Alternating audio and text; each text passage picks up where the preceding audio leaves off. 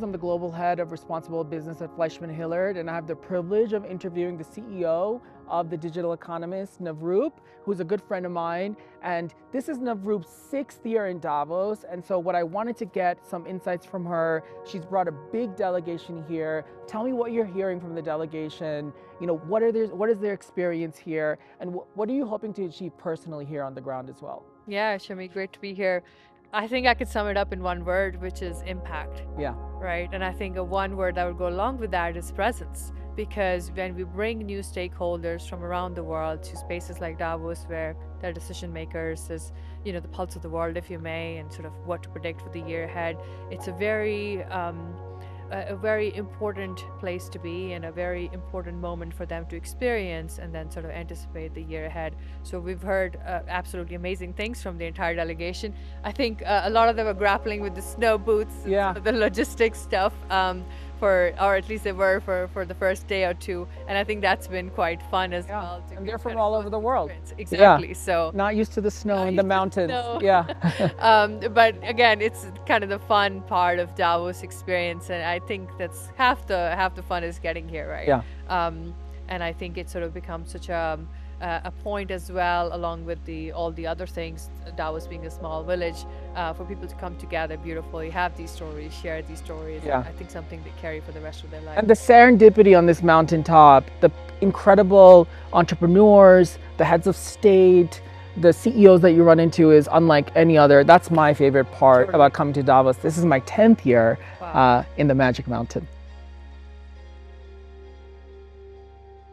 I would love to know, what's top of mind for you. Tell me about the U.S. presidential election. Trump is supposed to speak today. How is that going to impact a lot of the customers and the clients that you're working with here?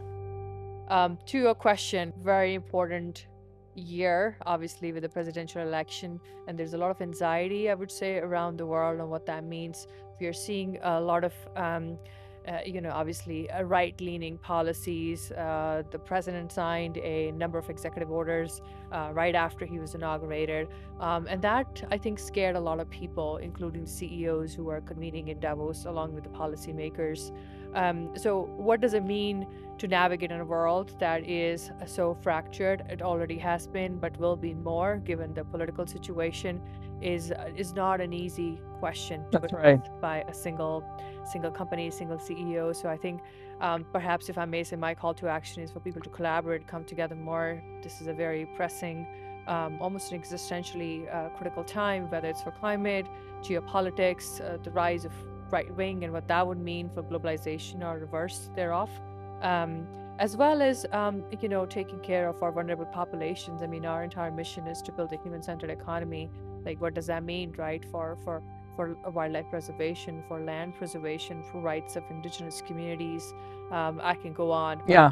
Just, I think, a lot of anxiety all around. One of the nuances that we're experiencing this year here on the ground in Davos is there's a tremendous amount of attention into digital assets, cryptocurrency, and blockchain technology, especially given the American president is extremely a big proponent of that. What are you hearing on the ground about these new technologies?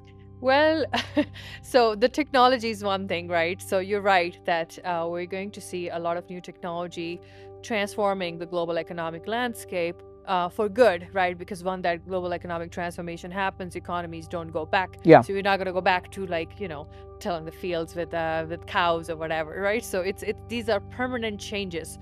That said, when it comes to digital assets in particular, I would again separate between the technology itself, but then also cryptocurrencies.